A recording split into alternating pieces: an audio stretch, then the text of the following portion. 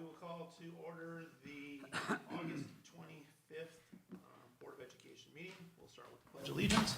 Please stand. I pledge allegiance to the flag of the United States of America and to the republic for which it stands, one nation, under God, indivisible, with liberty and justice for all. All right, thank you. We will next have the consent agenda items. So we're looking for a motion to approve the minutes of the July 28, 2025 board meeting, as well as the statement of receipts and expenditures for July 2025. So moved. Second. First and a second, additional discussion? All in favor say aye. Aye. Opposed? And that passes. Superintendent's report. Yes, so today was our welcome back for all staff. We kicked everything off with an optional continental breakfast in the Grafton High School cafeteria, and then we moved to the auditorium. We reviewed our celebrations from the summer and also from last year at each of our buildings. And we recognized our years of service recipients at that 5, 10, 15, 20, 25. And this year, the teacher with the longest tenure was Susan Zellner with 30 years. So congratulations to her and all the people that were recognized today. And then staff had meetings this afternoon at each of their buildings. And then we continue professional development tomorrow in preparation for our first day of school next week.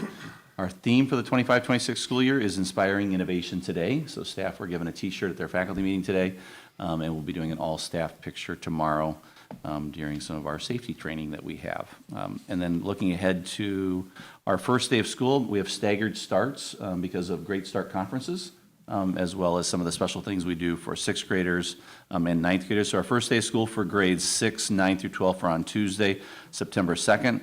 6th grades all by themselves all day on the 2nd, whereas freshmen, it's only in the morning, and then they stay in the afternoon, and sophomores through seniors join them on the Tuesday, September 2nd. And then we have EC 4K through 5th, 7th, and 8th grade join all of us on Wednesday, September 3rd to start the 25-26 school year. Then we have our enrollment update. We are at 2,213 students, so we're plus 38 overall from last year. And speaking with Topher, we were anticipating 2,202.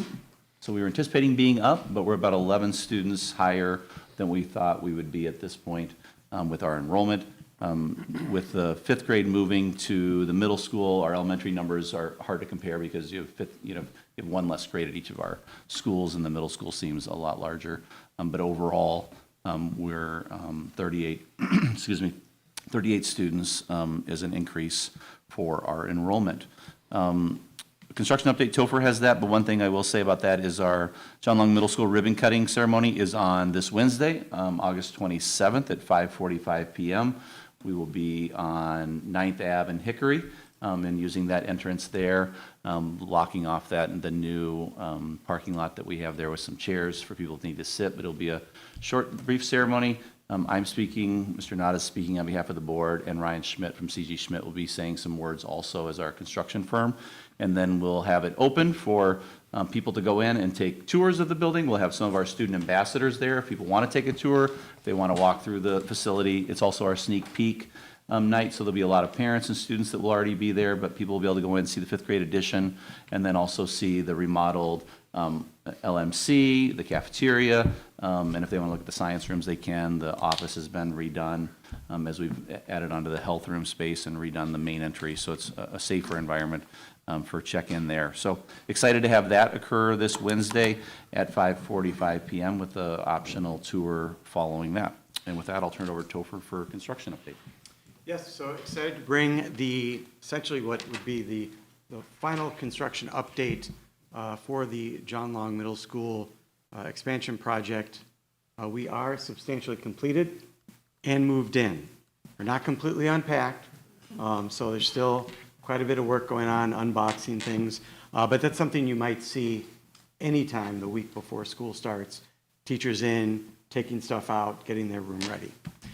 So have some pictures from the building addition, classrooms completed, collab spaces both in between the rooms in the interior and also adjoining the hallway, as well as that hallway area outside the new restroom facility in the addition with the home of the Falcons on the wall. So bathrooms completed. A lot of these don't look that different than last meeting because these were substantially completed last time. We do have more grass. In fact, we probably have more grass than this picture shows with some of the rain we've gotten. But certainly the landscaping coming in with the exterior being finished. We also have completed the playground area just to the north of John Long Middle School. Then in terms of the interior remodel, the expanded cafeteria is in great shape now. It was being used this week a little bit. We got to see pictures at the welcome back with kids and staff inside it. This in the main office, an expanded healthcare room area. This is the welcome desk, if you will, with a direct view of the vestibule, whereas previously that area, the reception desk, had an obstructed view. Didn't really, so this is a safety upgrade. Then we have the teacher lounge being remodeled, larger, updated for more staff. And then this is the existing science room that is on the north side of the building. That remodeling has been completed of that area. And we have the new science room, which was created just north of the main office because it was displaced by the cafeteria expansion. That has been completed. And then here are some collaboration rooms that have been added to the LMC as part of the remodel. And finally, we have some site work, the additional parking spaces that were added to the south of John Long due to losing parking that had been displaced by the building expansion. Looking at the budget, you can see as each month goes by, typically another set of invoices come in. So for professional services, we're very close to being billed out. Construction is about 80%, but the pay app that we get in September will get us a lot closer to that 100% build out. Under direct projects is about 60% spoken for, 60% invoiced. That particular area is waiting for next summer. So we have a number of alternative projects that we wanted to do that couldn't be fit in to this particular summer with everything that was going on. Not everything could be completed. So that will be we have some projects that are finishing up into the fall, but then we also have some projects that are on hold essentially until next summer to be completed. So overall, 93% of funds committed, 77% invoiced to date. And as Jeff said, we have our ribbon cutting ceremony, and yes, I did steal this slide from Jeff's welcome back presentation. Very excited to be at this point, substantially completed. People and their things have moved in, and we're going to be ready to go starting day one. Any questions on that? Questions for Topher or Jeff? So Topher, some of those things we talked about next year, were those some of the items moved to the cap plan too? Correct. So those are some of the items in the cap plan that'll be covered with referendum dollars, but also you have the main entryway, the concrete, and some of the drive that we would have loved to have finished this summer. They said we're just not going to be able to fit it in, so that's been delayed until next summer. So that's why you'll notice that some of the curving is just painted, but it's chipped and everything else, and the side, they put a new black coat seal on it, but it's just to give us another year because they were just afraid if they'd torn all that out, we wouldn't have been able to have it ready for the first day of school with busing and parents needing to access those spaces. Additional questions? You mentioned the blacktop. When there was an incident at John Long Woodview, that space in between, when is that going to be redone? So Jamie has got an invoice for that, and I think is working on that. I can't see. That is completed. So it has been completed. Oh, like today? Yeah, Yep. or yesterday? Up over the weekend. So it got completed over the weekend. So thanks, Jamie, for taking care of that. He'd worked with a company with that, and the police are helping us with restitution for that, so that won't cost the district or taxpayers dollars to get that reimbursed. One last one, the chillers, or the chiller components over at John Long, those will be operational for school start? the air conditioning at John Long?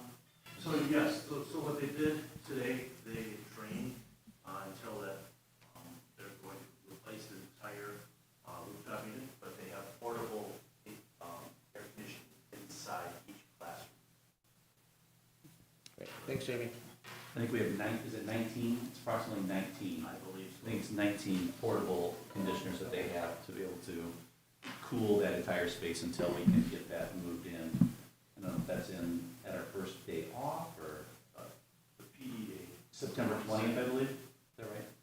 September, Yes, yeah. September 22nd. Yep, so that'll get us through that, but it will allow that building to be cooled. Perfect, thank you. All right, look forward to the ribbon cutting, so it's Yep. great. And then the energy this morning, you know, with the welcome back was great to see everybody back in the building, so. Great. Job well done on that. Good, thank you. All right, that concludes your report. Yes, it does. That concludes my report. All right, next we have public comment. Anybody like to address the board? Okay. I have not received any emails, so nothing was forwarded on. We will go to item C, personnel report. Yes, we have 2 items for approval for the board and others that are informational only. So new hire of Jasmine Freeze, special education teacher at John Long Middle School. Jasmine had student taught with us last year, so exciting to have her join our team full-time. And then a resignation just occurred this morning. Jana Helgenstein, our district EL coordinator. And so then we have new hires for informational. We have Lori Bruder, our lead custodian at Kennedy Elementary School, Amy Janata, special ed aide at John Long Middle School, Amy Moore, special ed aide at Grafton High School, Ryan Staniak, a special education aide at John Long Middle School, and Zachary Stelter, student supervisor at Grafton High School, and the resignation of Tracy Lado, student supervisor at Grafton High School. So we would ask for board approval for both the hire and the resignation. Any questions on the personnel report? All right, we'll do this in 2. First, I would look for a motion for the new hire of Jasmine Freeze, special education teacher at John Long Middle School. So moved. Second. First and a second, additional discussion. All in favor say aye. Aye. Opposed, and that passes.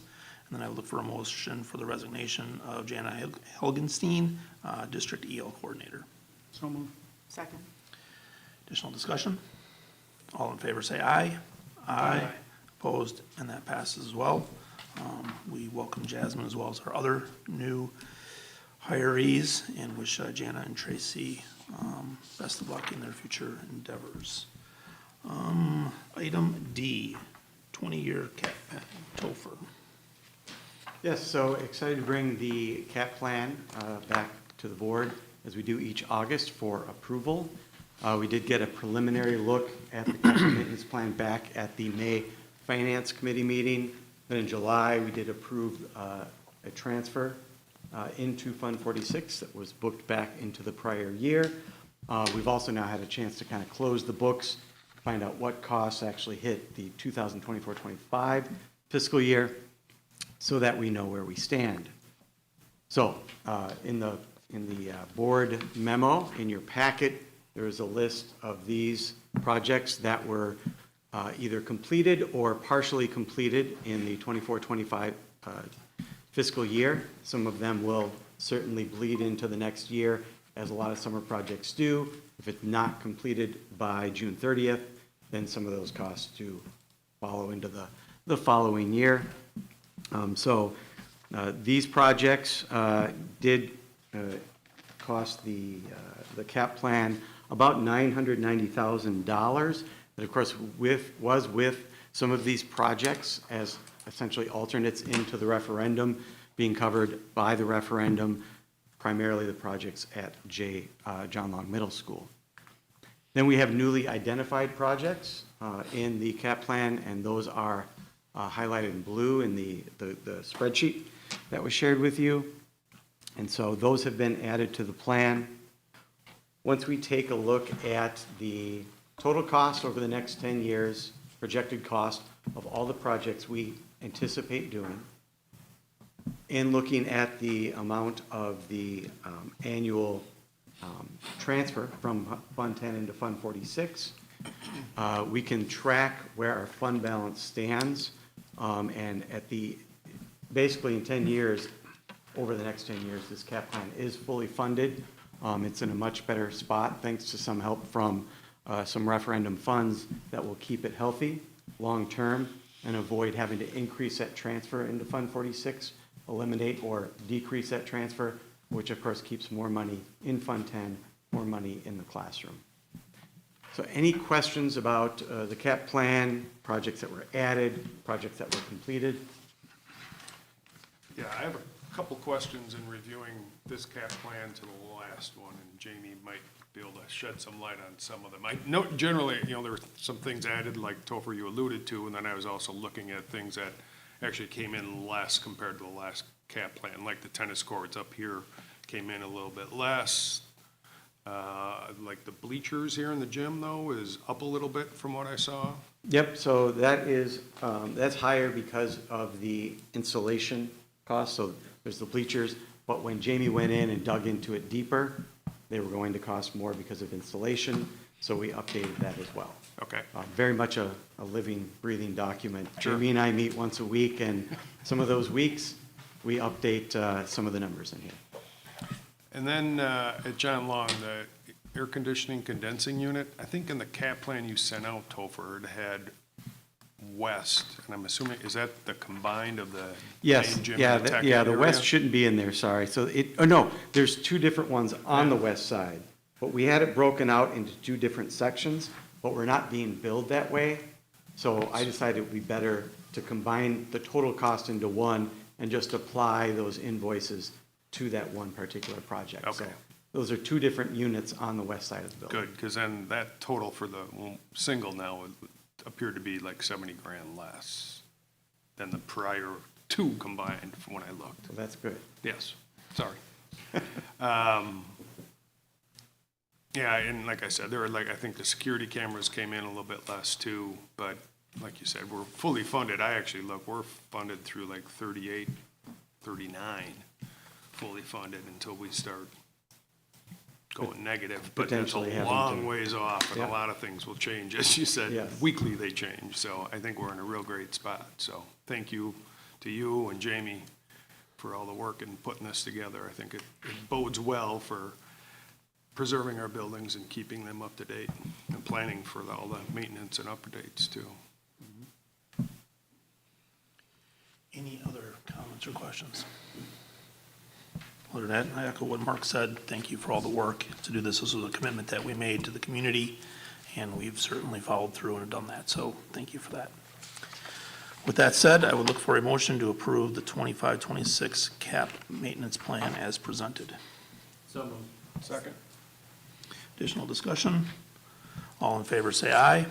Aye. Opposed? And that passes. Thank you.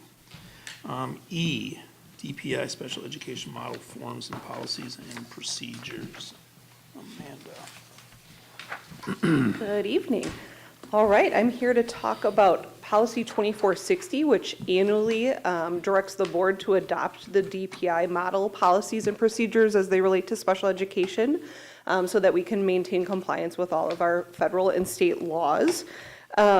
If you haven't read the 106-page attachment, rest assured I have. And we work very hard to maintain compliance with all of these model policies and procedures. I will be meeting with our special ed department for 3 hours this week to focus on this compliance.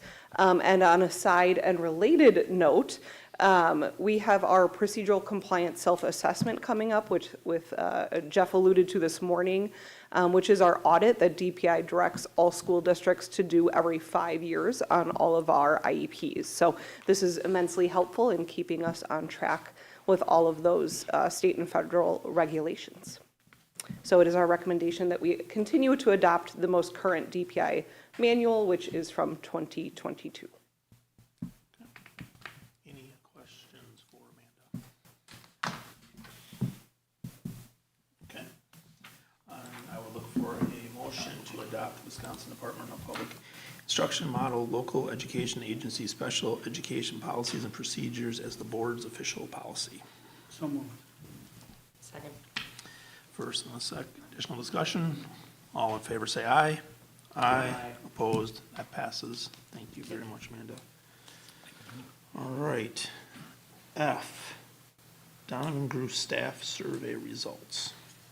Yes, so we have been using the Donovan Group. I can go back to 2018. I couldn't find my 2017, so Karen and I were trying to remember how long we've been using the Donovan Group, but they've been doing staff and student surveys for us at least back into 18, so at least 7 years that we've been utilizing them for looking at our staff and student data, staff and parent data. And we've been showing that at our welcome backs. We had a parent request that we would start showing it at a board meeting, and so earlier last year, so we made the commitment to do that again this year with at our board meeting. So today, these are actually the same slides that I showed today at our welcome back. So you can see that for our staff survey results, we made a bigger emphasis on getting staff to take our surveys. Last year, 2 years ago, we had, I can't remember if it was like 150 or something like that, but we made an emphasis, let's get more people taking the survey. There's about 270 staff in the district to take, that would be equivalency of all of our staff. And as we'd said, if we're going to make decisions based on our results, then we want to have as many people taking the survey as possible to make sure our results truly are indicative of all staff, and maybe not just someone who's either really happy or someone who's really upset or wherever they fall on that spectrum. So we're very pleased to get 234 responses, which is the most ever. And as you look at, taking a 25% increase, to still see the data that we have is we're really proud of our data points that we have. If it's in orange, it's the best data we've had in the last 5 years. Donovan Group on our document each year will give us the last 5 years, and these will be our best in the last 5 years that we've seen across the district for our staff survey results. As I mentioned today, our daytime maintenance staff consistently scores very highly on the various ways that they complete work orders.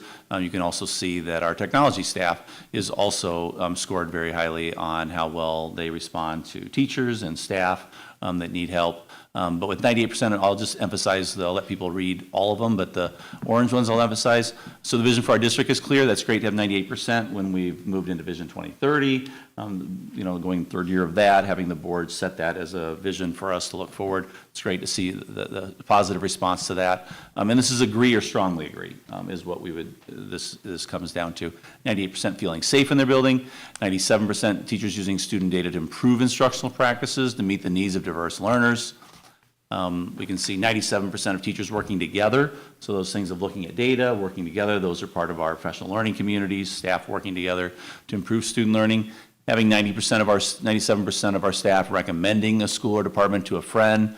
96% work in a positive professional work environment. 95% are satisfied with the district. 94% are comfortable bringing it to their supervisor. 92% believe their principal is an effective instructional leader. 90% have the opportunity to be involved in decisions affecting my work. 91% principal supervisor is responsive, addresses concerns effectively. 91% quality work is expected of all students at my school. So we've set the standard of 90%. If it's 90%, then we say it's a point of pride. If it's less than 90%, then we say that it's an area for us to improve. So those are all the questions that we ask. We have 3 questions that aren't at that 90% yet. But 2 of the 3 are the best that we've had in the last 5 years, with 1 being morale. 88% morale and work environment is good, and 84% satisfied with the cleanliness of school, classroom, office space. So that's our nighttime custodians that we outsource, and we're seeing that an uptick of 15%. So although not to the 90%, we are seeing an uptick. And then an area that we saw a couple years ago as sort of a holdover from COVID was students showing respect from staff. For staff, and staff really rating that lowly, and so we've tried addressing that with some of our various processes at our schools, and we've seen a 16% increase up to 80%. So not the highest because it was higher in the last 5 years, but we are trending in the right direction on the areas that we want improvement on to get to that 90% across the board. New surveys this year were about virtual learning. So some comments that we've heard at board meetings from parents or emails the board has received. So we had made a commitment to ask questions to both staff and parents, and I'll show what the parent survey results are as well. But you can see here that we surveyed our staff, and they're almost exact same questions that we asked staff and parents. 53% of staff are satisfied with virtual learning days and achieving my instructional goals. 45% would rate student engagement during virtual learning days as high or moderate. 55% support continue to include virtual learning days in future school calendars. However, if removing virtual learning days would necessitate making up instructional time, 59% would remove a non-instructional day, so a staff PD day, just make that a student day. 4% would remove a day of midwinter break, 4% would add a day to the end of the school year, and 32% other, they checked other. The Donovan Group said that would, the prevailing theme with other was extending the school day 3 to 10 minutes. So as a reminder, it used to be days of instruction, so if we had half a day, it counted as a day. If you had, early release, or you had a snow day, it didn't matter as long as you had school for an hour. Now it's all about instructional hours. So it doesn't matter how many days you have school, it matters on how many hours. So that's why staff would say extending your school day. I talked today, if you go 162 days that we have students, if you have 5 minutes a day that you lose, it's 14 hours of instructional time. So 5 minutes a day adds up to quite a bit of instructional hours over a course of a school year. So that's why staff, I'm assuming, that'd be my assumption, that they are choosing other. So interesting that the majority, but it's definitely not a strong majority, are either satisfied or want to continue seeing virtual learning days in future school calendars. And as I said this morning, more people want it than don't want it. However, we don't make any decisions where it makes that many people are unhappy. So we need to look at how are we doing it? How can we make it more effective? How can we have students be engaged more this year? Because we already have our calendar set. We're doing these days. So how can we make them more effective this year? And then as we look ahead to future calendars, what does that look like? That'll be all part of the discussion with staff, with administration, with getting parent feedback on ideas as we look at future calendars and heading into the 26-27 school year. But for this year, the focus is on if 53% are they believe it achieves their instructional goals, how can we get that higher? How can we get student engagement higher? Because those are happening in the next month. So that's the staff survey results. Parent survey results. And similar to the staff survey results, there are some questions that we are able to break down. Some of these questions here, we break down by building. So I'm able to break down morale and work environment is good. It's 88% overall. Each building is different percentages to give to that 88%. Each principal gets their own spreadsheet that shows how they compare to the district and how are they trending over the last 5 years. So they can see what that looks like. It's in a similar vein, the parent survey results, these are all the parent survey results that aren't related either to busing and using the Here Comes the Bus app or our food choices, or each building has their own questions. So my student feels safe at school. If you go to the high school, elementary school, middle school, wherever it may be, they answer those questions. Instead of trying to lay out all those questions and show 4 different schools and the comparison pieces, we're going to have the schools, when they do their presentations, highlight the areas that either were an area of strength or, oh, this was an area that we could use improvement in, and they'll showcase that. And so it isn't a comparison or trying to make sense of it. But these results here are all the other questions besides the busing or our lunch pieces. So you can see that 94% understand their child is at in terms of meeting on-level expectations. 93% can find the information on your district website. 93% would recommend the Grafton School District to others.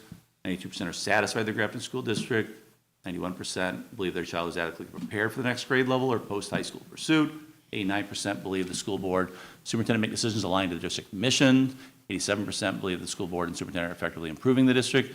86% believe the superintendent is willing to listen to concerns of parents. So none of these are highlighted in orange because none of our results can compare with post-COVID. So after COVID, we had the best results we've ever had on any survey by parents. Parents loved what we are doing in our system during COVID because as they looked at other systems and how they were responding to COVID.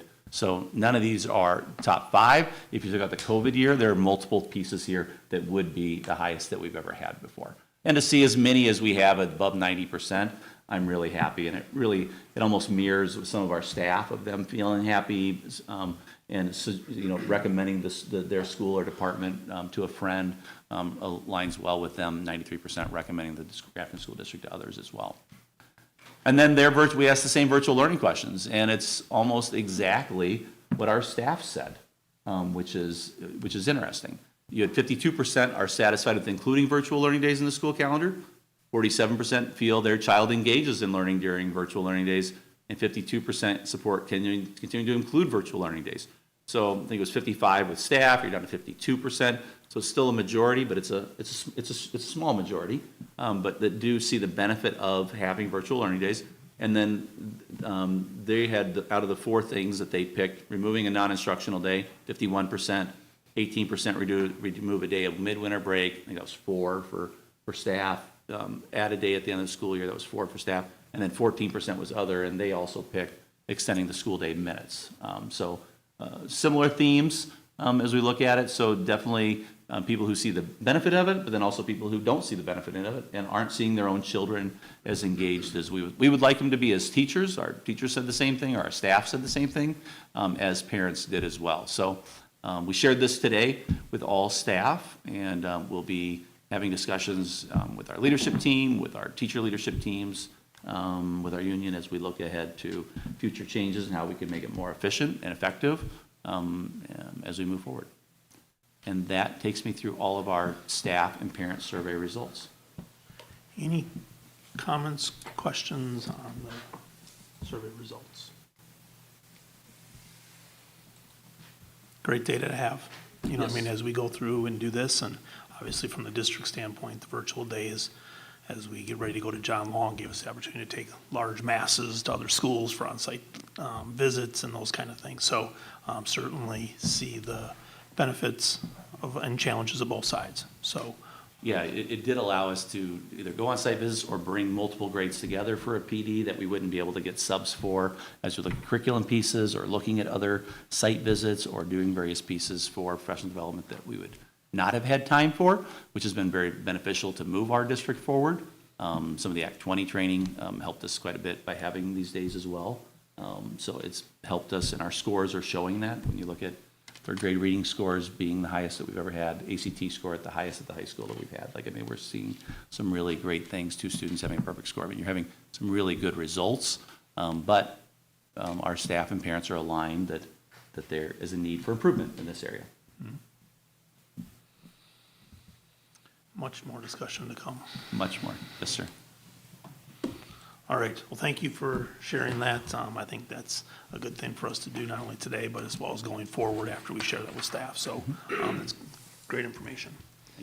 All right, H, school perception student survey results. Julia.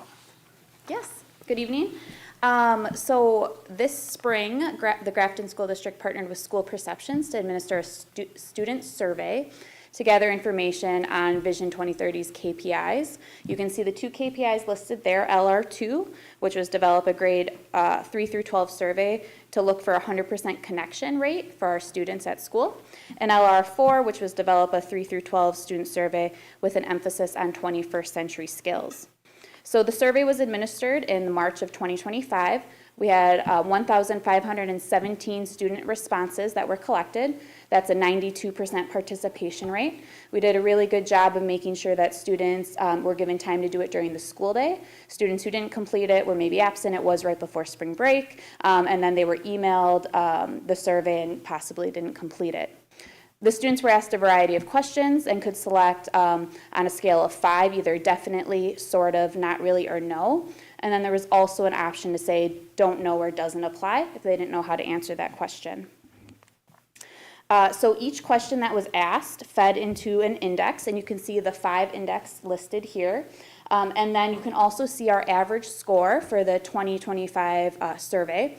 And that's an average score of all the questions that fed into that index and of all of our students, 3 through 12. So you can see that we have scores of 4 or higher for connection, learning, environment, experience, and then also our 21st century skills. Looking specifically at LR2, which is that 100% student connection rate, there were 7 questions that related to this index, and you can see them here. It asked questions about connection to peers, adults, and then also helping people when they can. And then our 21st century skills questions School perceptions didn't have questions related to this specific topic, so our instructional technology leadership team discussed what is the criteria to be 21st century ready, and they determined that there were some categories that we wanted to include for our students to be college, career, and life ready. And that involved critical thinking and problem solving. We had 2 questions for all of our students around that. Creativity and innovation, collaboration and communication, digital literacy, career planning, and then AI awareness. So there was 14 total questions that fed into that index as well. Looking at the entire survey, there was about 30 questions students responded to, and here are the top 5 district strengths. Looking at the average score, so that last column there. And again, this is 3 through 12. Similar to the staff and the parent survey, we can break this down by school, but this is our results for all of our buildings. You can see that our highest was I have friends to sit with at lunch or hang out with at school, with average score of 4.82 and 98% of our students agreeing with that statement. Then we go to our next strength, I act responsibly when using digital tools and online platforms, with a 4.7 and 97% agreeing. I use kind and respectful words when talking to others online, with an average score of 4.65 and 91% of our students agreeing. I try my best at school, with a score of 4.63 and 96% of our students agreeing. And my parents and guardians help me with school as much as they can if I ask, which was an average score of 4.61 and 94% of our students agreeing. Looking at our 5 lowest scores, you can notice that our average score is still above 3, so still more students were agreeing than disagreeing for all of these questions. But our lowest one was an average score of 3.45, which is I talk to people outside of school about what I'm learning, with 63% of our students agreeing. The next lowest was most kids at school follow the rules, with an average score of 3.48 and 69% of our students agreeing. Then we have I feel safe answering questions in class even when I'm not sure I have the right answer, with an average score of 3.69 and 73% of our students agreeing. If I were bullied, I would feel comfortable talking to someone about it, with an average score of 3.88 and 76% of our students agreeing. And lastly, students treat me with respect, with an average score of 3.93 and 82% of our students agreeing. Lastly, all of our students were asked on a 10-point scale, most days I like my school. We had 55% of our students saying 7 or higher on this scale. And this will be a question that will be asked every year, and we can continue to track this for our district and our school. In general, again, this is a survey that we will also do next year, so similar to our staff and student, we'll be able to track year over year, adjust our student experience and our KPIs based on the feedback we receive from our students. Are there any questions? Comments, questions, informational only? Certainly, I think it was a good survey and look forward to the future ones to give us some additional data, so.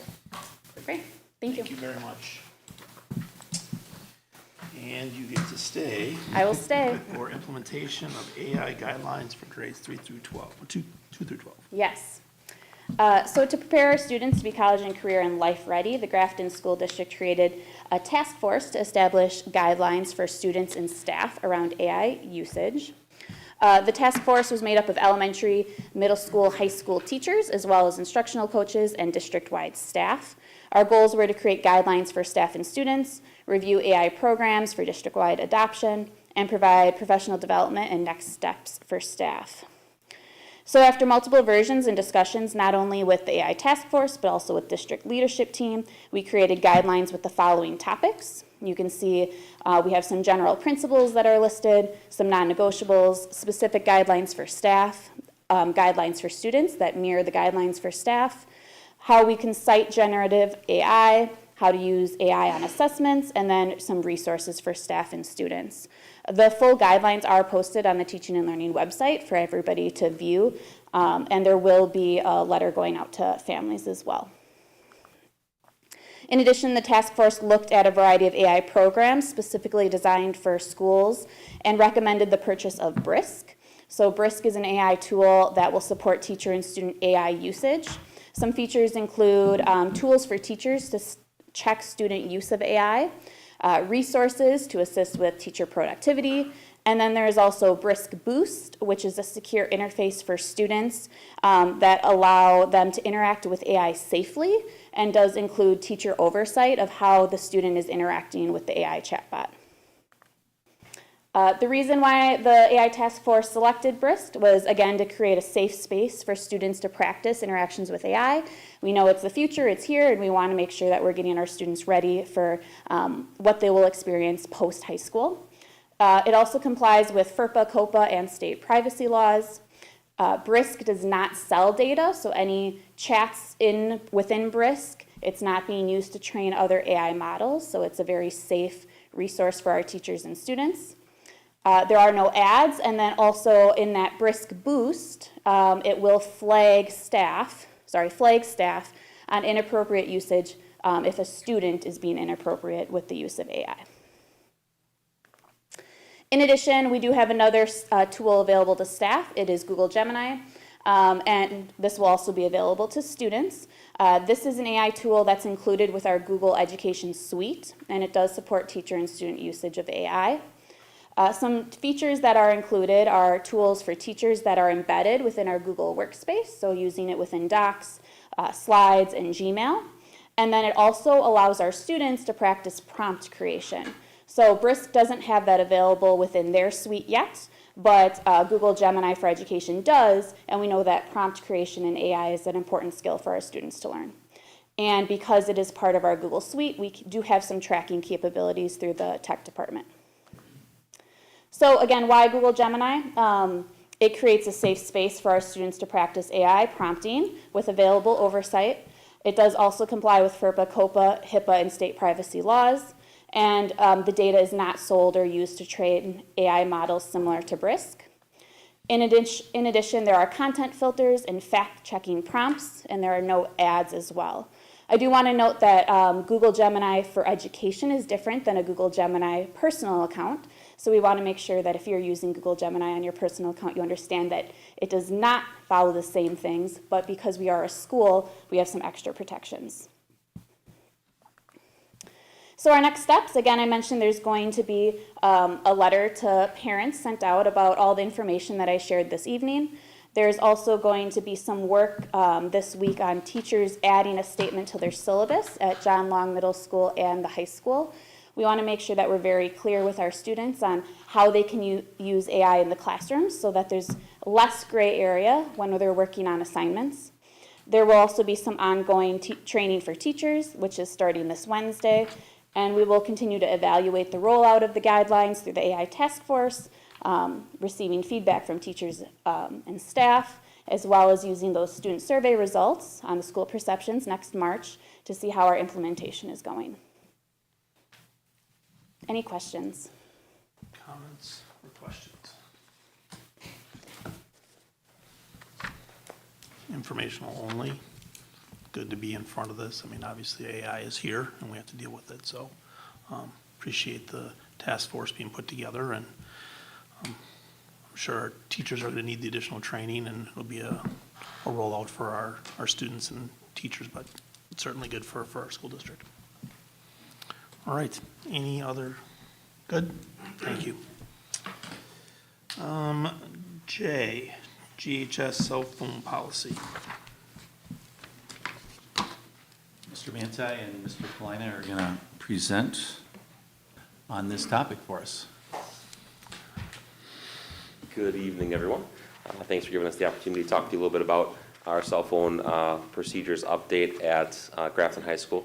If you recall, last year we came to the board with a cell phone procedures update, which required our students to begin checking their cell phones within classroom caddies at the beginning of each period, 1 through 8. We had some really good success with that procedure last year. Mr. Klein is going to talk with you a little bit about that procedure as a reminder, talk a little bit about the success, and then I'm going to share a recommendation with you to enhance that procedure moving forward. Yeah, so last summer, we spent a lot of time kind of defining our why. And our goal was to remove a major distraction in our instructional time. And so we worked with staff and came up with a great way for all of our staff and students to check their phones, and it was a reasonable solution. So we didn't use the word ban. We still allow kids to be able to be like young adults, still have a phone with them, but during instructional time, we were gonna all check them. And we had phone caddies for 85 minutes, all students check their phone. Again, the reasonable was kids could use them before school, they can use them during passing time, they can use them during lunch, and in some cases, we allow kids to use them during study hall as long as they're taking care of business for the first 60 minutes, then they allowed the last 25 minutes as a brain break. So again, it was reasonable. We had great feedback from not only our staff, but from parents, and we had good feedback from our kids. So to continue with our procedures, we would like to move this policy to include our Black Hawk time period as well.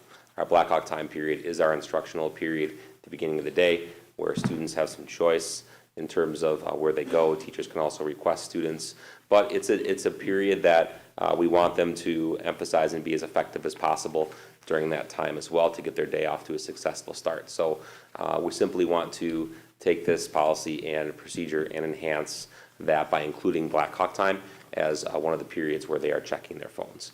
The language change is simple.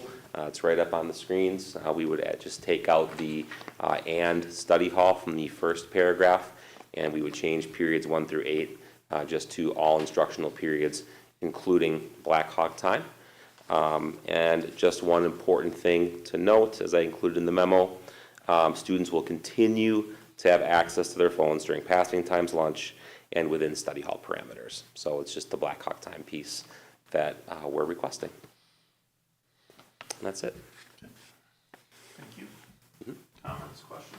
And I think, as I recall, you said there were some teachers already kind of enforcing this at Black Hawk time, right?